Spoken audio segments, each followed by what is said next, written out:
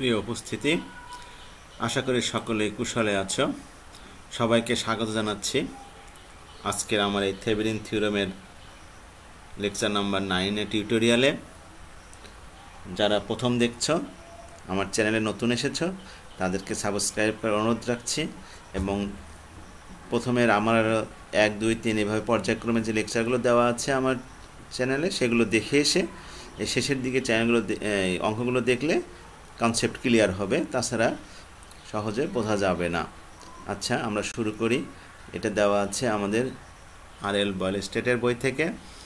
এটা হচ্ছে আমরা এক্সাম্পল 9.11 করার চেষ্টা করছি। দেখি কি বলছে। এখানে বলছে যে VA টার্মিনালের, এই যে এটা VA টার্মিনাল, এই টার্মিনালে ভোল্টেজ বের করতে বলছে থেভেনিন থিওরেমের সাহায্যে। অর্থাৎ মূল কথা, এই 8 ওহমের RRE ভোল্টেজ আমাদেরকে নির্ণয় করতে হবে। তো 8 ওহম RRE ভোল্টেজ নির্ণয় করতে গেলে প্রথমে আমাদের যে কাজ হচ্ছে, সেখানকার কারেন্ট লাগবে। যেহেতু রেজিস্ট্যান্স আছে, আমরা জানি V = IR, আর আইটা বের করতে গেলে থেভেনিন থিওরেমের নিয়মে যেহেতু, সেটা হচ্ছে IL। আচ্ছা, তাহলে আমরা অগ্রসর হই সলিউশনের দিকে। তাহলে প্রথমে আমরা লোড রেজিস্ট্যান্সটা ওপেন করি। ওপেন করে সার্কিট অঙ্কন করলাম। সার্কিট অঙ্কন করলে আমাদের তারপরে কাজ হবে কি, এই যে সোর্সগুলো আছে সেগুলোকে ওপেন এবং শর্ট করতে হবে। তা RT এর উদ্দেশ্যে অগ্রসর হলে প্রথমে আমরা সোর্সগুলো তার নিয়ম অনুযায়ী পরিবর্তন করেছি। করার পরে যে সার্কিটটা হয়েছে, এই সার্কিটে দেখো এখানে সবগুলোই 3টা রেজিস্ট্যান্স আছে, তার মধ্যে 4 এবং 6 হচ্ছে সিরিজ এবং 12 প্যারালাল। তাহলে যেখানে আমাদের সূত্র অনুযায়ী বের করলাম, তাহলে এখানে এই যে 6 আর 4 সিরিজ হয়ে যোগ, এই যে প্যারালাল চিহ্ন, তারপরে হচ্ছে 12। মোট ক্যালকুলেশন করলে আমাদের 5.45 এটা আসে। এখন আমরা VTH এর জন্য অগ্রসর হই। VTH এর জন্য অগ্রসর হতে গেলে সার্কিটটা আগে অঙ্কন করি। সার্কিটটা যদি সিম্পলিফাই করার প্রয়োজন হয়, আমরা প্রয়োজন করব। যেমন এই সার্কিটে আমাদের কারেন্ট সোর্স আছে, এটাকে যদি আমরা ভোল্টেজ সোর্সে রূপান্তর করি, তাহলে আমাদের জন্য খুব ইজি হয়। এই জন্য আমরা ভোল্টেজ সোর্সে রূপান্তর করলাম। ভোল্টেজ সোর্সের রূপান্তরের নিয়ম আমরা আগেই শিখেছি।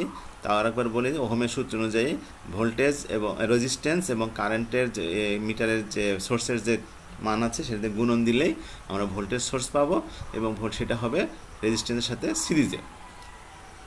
করার পরে এখন দেখো, এটা একটা ক্লোজ লুপ। এই ওপেন লুপকে কাজ করবে না, যেহেতু ওপেনের মধ্যে কোনো কারেন্ট প্রবাহিত হবে না। এই ক্লোজ লুপে আমাদের মূল টার্গেট হচ্ছে এই যে 12 ওহমের মধ্য দিয়ে যে কারেন্ট প্রবাহিত হবে সেটা নির্ণয় করা। আর যেহেতু ক্লোজ লুপ এবং একটা বর্তনী সিরিজ সার্কিটের মতো আচরণ করবে, এখন আমরা অগ্রসর হই। তাহলে এখানে 2টা সোর্স আছে, 2টা সোর্সে হচ্ছে 2টা পার্থক্য হবে। পার্থক্যকে আমরা যেহেতু সিরিজে সবগুলো যোগ করে ভাগ করব। এখন বলতে পারো যে পার্থক্য সোর্স কেন বিয়োগ হলো, তাহলে সেই ক্ষেত্রে আমরা KVL যেভাবে অগ্রসর হয় সেটা যদি ফলো করি, তাহলে দেখো আমরা এখানে +18 আর এদিকে আসলে -8, তাহলে অটোমেটিক্যালি বোঝা যাচ্ছে প্লাস। আবার এইদিকে ঘুরি, তাহলে +8 -18, কিন্তু আমরা নেগেটিভ নিচ্ছি না, এই জন্য আমরা ক্লকওয়াইজ ঘুরলাম। ক্লকওয়াইজ ঘুরলে যেটা মান পেলাম সেটা হচ্ছে এত অ্যাম্পিয়ার। এখন VTH করি। VTH করতে গেলে আমাদের হচ্ছে ওপেন লুপে নিতে হবে। ওপেন লুপে আমরা যে KVL প্রয়োগ করব, তার ডিরেকশন দেওয়া আছে, এদিকে হচ্ছে। আচ্ছা, তাহলে এখন সূত্র ফেলেছি আমরা। এদিকে দেখো +12 × I +16, তো এখানে লিখলাম। ক্যালকুলেশন করে আমাদের মান বের হয়েছে 21.45 ভোল্ট। এখন এইখানে আমাদের RTH এবং VTH দুটাই বের হয়ে গেল। এখন আমরা সমতুল্য সার্কিট অঙ্কন করব। সমতুল্য সার্কিট অঙ্কন করতে গেলে আমাদের তো জানা আছে সমতুল্য সার্কিট সেম সবার ক্ষেত্রে বের করলাম। এখন আমরা IL বের করি। IL এর সূত্র তো আমাদের জানা আছে, এটা সূত্র IL এর। তার মান বসিয়ে দিলাম। মান বসিয়ে দিলে যেটা বের হলো সেটা হচ্ছে IL, এই রেজিস্ট্যান্সের মধ্যে প্রবাহিত কারেন্ট। এখন আমাদের যেহেতু VS আইছে, অর্থাৎ আমরা ওহমের সূত্র অনুযায়ী V = IR এই সূত্রে ফেলে দিব, তাহলে আমাদের কাঙ্ক্ষিত ফলাফল পাওয়া যাবে। এই হলো এই অঙ্কের সলিউশন, এটাই অ্যান্সার। আশা করি সকলেই বুঝতে পেরেছ। মনোযোগ দিয়ে দেখার জন্য সকলকে আবারও ধন্যবাদ জানাচ্ছি। এতক্ষণ তোমাদের সঙ্গে ছিলাম মোহাম্মদ মোস্তাফিজুর রহমান।